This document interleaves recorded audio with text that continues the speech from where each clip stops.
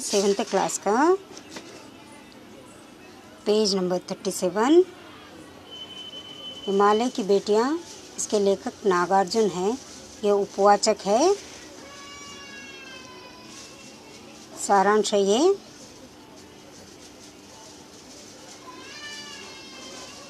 आपको समझाना चाहती हूँ। नागार्जुन जी अपने इस लेख के द्वारा हिमालय की बेटियों के रूप में बहने वाली नदियाँ जो हमारी धरती के संताप को हरती है।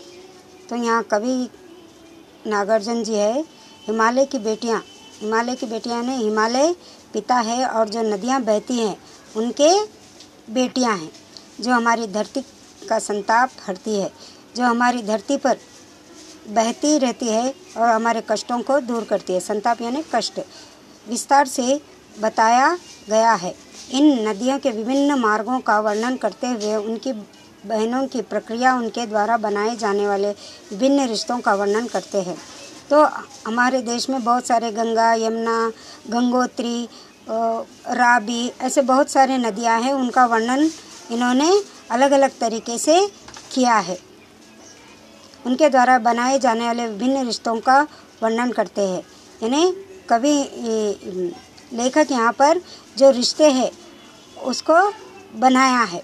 जैसे पिता हिमालय है और नदियाँ क्या हैं, इनके बेटियाँ हैं और समुद्र उनका दामाद है।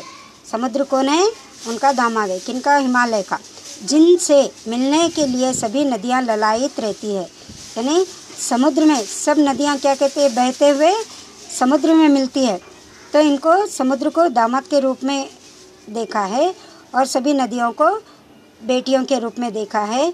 और ये नदियाँ समुद्र में मिलने के लिए बहुत बेचैन रहती है। काका कालेकर जी ने तो नदियों को लोक माता कहा है। काका कालेकर है, इन्होंने नदियों को लोक की माता कहा है। लोक माता यानी दुनिया की माता। अगर पानी नहीं हो तो हमारा जीवन भी नहीं रहता, वृक्ष भी नहीं रहते, अन्न भी नहीं उगता।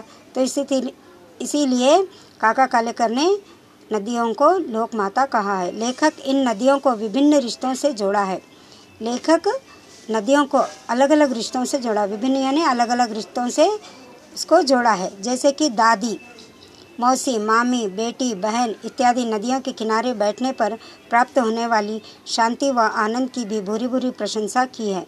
तो यहाँ जो लेखक है नदियों को दादी, मौसी, मामी, बेटी, बहन इन रिश्तों में बांट दिया है और उनसे इस तरह नाता जोड़ा है। नदियों के किनारे बैठने पर प्राप्त होने वाली शांति व आनंद की भी भूरी भूरी प्रशंसा की है। यानी नदी के किनारे जो बैठते हैं, उनके विचार होते हैं और शांति जो खुशी मिलती है उसकी उन्होंने प्रशंसा की है, यानी तारीफ की है। इस तरह हम देखते हैं कि सारी नदियों को हिमालय बेटी बनाए और समुद्र को दामाद बनाया और नदियाँ जो हमारी धरती पे बहती है हमारे कष्टों को वो दूर करती है। काका कालेकर ने इन नदियों को दादी, मौसी, मामी, बेटी, बहन आदि के रूप में माना। इस तरह यह सारांश है। आप लोग भी इसको पढ़कर समझो।